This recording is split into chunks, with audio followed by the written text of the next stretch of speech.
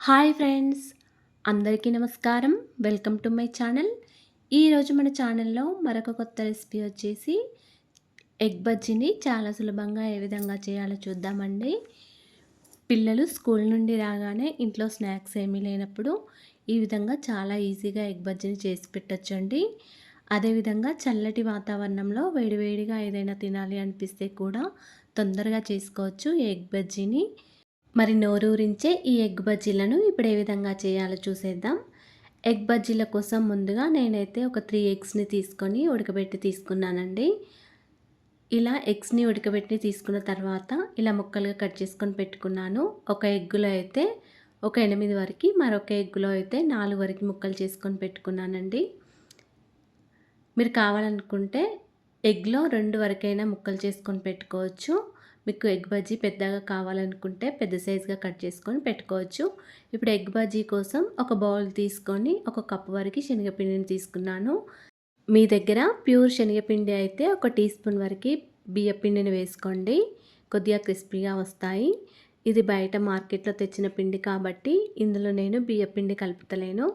ఇప్పుడు దీనిలో ఈ శనగపిండిలో ఒక టీ స్పూన్ వరకు కారం, పావు టీ స్పూన్ వరకు వాము, కొద్దిగా వంట సోడా, రుచికి తగినంత సాల్ట్, ఒక పావు టీ స్పూన్ వరకు ధనియాల పొడి, ఒక పావు టీ స్పూన్ వరకు అల్లం వెల్లుల్లి పేస్ట్, అలాగే చిటికెడంత పసుపును కూడా వేసుకొని పిండిని ఒకసారి విస్కర్తో బాగా కలుపుకోండి. అన్నీ మనం వేసిన ఇంగ్రీడియంట్స్ మొత్తం పిండిలో కలిసే విధంగా ఒకసారి వాటర్ వేయకముందు పిండిని కలుపుకోవాలి. తర్వాత కొన్ని వాటర్ వేసుకుంటూ పిండిని ముద్దలు లేకుండా కలుపుకోవాలండి. పిండిని మరీ గట్టిగా కాకుండా మరీ లూజ్గా కాకుండా పిండి కన్సిస్టెన్సీ అనేది ఈ విధంగా ఉండేటట్టు కలుపుకోవాలండి. ఇలా వేలు పెడితే కొంచెం వేలికి అతుక్కోవాలండి పిండి అనేది. అప్పుడే మనకి బజ్జీలు అనేవి కరెక్ట్గా వస్తాయి. పిండిని ఇలా కలిపిన తర్వాత పక్కకు పెట్టుకోవాలి. తర్వాత స్టవ్ ఆన్ చేసుకొని ఒక కడాయి పెట్టుకొని కడాయిలో డీప్ ఫ్రైకి సరిపడా ఆయిల్ వేసుకోవాలండి.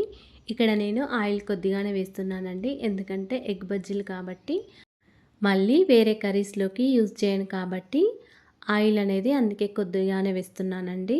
మీరు కావాలనుకుంటే ఆయిల్ ఎక్కువైనా వేసుకొని ఫ్రై చేసుకోవచ్చు. డీప్ ఫ్రైకి సరిపడా ఆయిల్ వేసుకొని ఆయిల్ వేడయ్యాక ఇలా ఒక్కొక్క ఎగ్ ముక్కను తీసుకొని శనగపిండిలో ముంచి ఇలా స్పూన్తో అయినా వేసుకోవచ్చండి. ఒక్కొక్క దాన్ని ఇలా స్పూన్తో ముంచి ఇలా ఆయిల్లో వేసుకొని ఫ్రై చేసుకోవాలి. మీరు కావాలనుకుంటే చేతితో అయినా తీసుకొని వేసుకోవచ్చు. నేనైతే ఇలా కొన్ని స్పూన్తో వేసుకున్నాను, మరికొన్ని చేతితో కూడా వేసుకొని ఫ్రై చేసుకున్నాను. ఇలా అన్ని ఎగ్ ముక్కలను శనగపిండిలో ముంచి ఆయిల్లో వేసుకొని ఫ్రై చేసుకోవాలి. ఇవి మంచి కలర్ వచ్చే వరకు ఒక సైడ్కి తిప్పుకొని మళ్ళీ ఇంకో సైడ్కి ఫ్రై చేసుకోవాలి. స్టవ్ని సిమ్లో పెట్టుకొని ఈ ఎగ్ బజ్జీలను ఫ్రై చేసుకోవాలి. ఒక సైడ్ కాలిన తర్వాత మళ్ళీ ఇంకో సైడ్కి టర్న్ చేసుకొని ఫ్రై చేసుకోవాలండి. ఇలాగే అన్ని ఎగ్ బజ్జీలను కూడా మంచిగా కలర్ వచ్చే వరకు వేయించుకోవాలి. ఈ కలర్ వచ్చే వరకు వేయించుకోవాలండి. ఈ వేయించిన ఎగ్ బజ్జీలను ఒక్కొక్క దాన్ని తీసుకొని వేరే ప్లేట్లోకి తీసుకోవాలి. మళ్ళీ శనగపిండిలో ఈ విధంగానే అన్ని ఎగ్ ముక్కలను కూడా వేసి ఫ్రై చేసుకోవాలండి. అన్ని ఎగ్ బజ్జీలను కూడా ఈ విధంగానే ఫ్రై చేసుకొని పెట్టుకోవాలి. ఈ ఎగ్ బజ్జీలు అయితే ఈవినింగ్ టీ టైంలో స్నాక్స్గా తినేయచ్చండి. అలాగే పిల్లలు స్కూల్ నుండి రాగానే స్నాక్స్ ఏమీ లేకపోతే తొందరగా ఈ ఎగ్ బజ్జీలను చేసి స్నాక్స్గా ఇవ్వచ్చండి. వాళ్ళు చాలా ఇష్టంగా తింటారు. అలాగే ఫ్రెండ్స్, మా ఛానల్ని ఇంతవరకు సబ్స్క్రైబ్ చేసుకోకపోతే సబ్స్క్రైబ్ చేసుకోండి. ప్లీజ్ సపోర్ట్ చేయండి అండ్ లైక్ చేయండి, షేర్ చేయండి. ఈ విధంగా మీరు కూడా ఒకసారి ట్రై చేసి చూడండి. ట్రై చేశాక ఎలా వచ్చిందో నాకు కామెంట్ బాక్స్లో తెలియజేయండి ఫ్రెండ్స్. Thanks for watching. ధన్యవాదములు.